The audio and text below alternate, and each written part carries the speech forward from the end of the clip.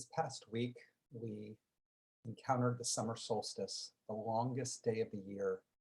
And it was at this moment on Monday or Tuesday that the light um, becomes smaller and smaller throughout the day, culminating in the darkest day of the year on the winter solstice. And as the light grows less in these beautiful summer months, we also head towards the holiday of Tisha B'Av. Tisha B'Av is the holiday that commemorates the destruction of both temples in Jerusalem. It becomes a symbol of brokenness in the world. And as opposed to trying to hide from or push away the brokenness in ourselves and in the world at large, our tradition invites us through Tisha B'Av to be able to embrace it and learn from it and feel God's presence in it so that we know best how to respond. This week's Parsha, according to our rabbinic interpretation, this week's Parsha, Shalach Lecha, is the original Tisha B'Av, even before the destruction of the temple. It's in this moment that Moses sends out, at the people's request, sends out spies to take a look at the promised land, the land of Canaan, before the people are to enter, to do a little reconnaissance. And they come back with their report. And their report is, they say it's an incredible land. There is beautiful fruit. There is amazing produce, and there are giants there. I don't know that we can conquer it.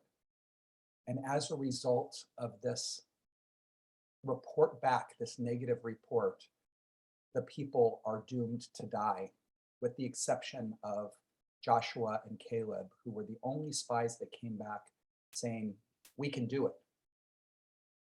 What was their sin? What gave the people that death sentence? And there are so many interpretations and commentaries. Was it that they asked in the first place, that they didn't trust God in going to the land? What was it exactly? And the interpretation that I want to offer for us, that the rabbis also connect to this holiday of Tisha B'Av, is that it wasn't that they went to the land. That was okay. For whatever reason, they needed the inspiration. They wanted to check it out. They wanted to be prepared. It wasn't that they were scared when they got there and they saw that there were giants and they had their own doubts. It was when the spies came back, what they reported to the people was, it's too much for us. We will be like grasshoppers in their eyes, in these giants' eyes. We can't defeat them. How do they know? How do they know that they can't defeat them? It was their own interpretation. It was their own, they were taking their own fears and imposing what future reality would be like for the rest of the Israelites. They wanted the Israelites, the rest of the Israelites, to think the way that they did, that they were scared. It was too much. They were afraid to go into the land, and they wanted everybody else that they reported to think the same way. They didn't just report the facts. They gave their own editorial slant. And this right here is what the sages say is Lashon Hara, the language of evil. Lashon Hara, the language of evil, is when we talk badly about another person, about a situation, because we want to influence the minds of the people we are talking to. We want them to see it the way that we do. We don't just present the facts and let people come up with their own conclusion. We have a little spin, editorial spin. We want them to see it our way.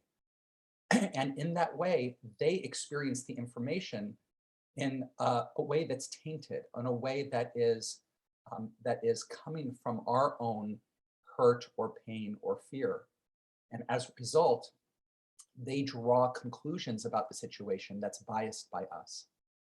And it's this right here that is what destroys communities, societies.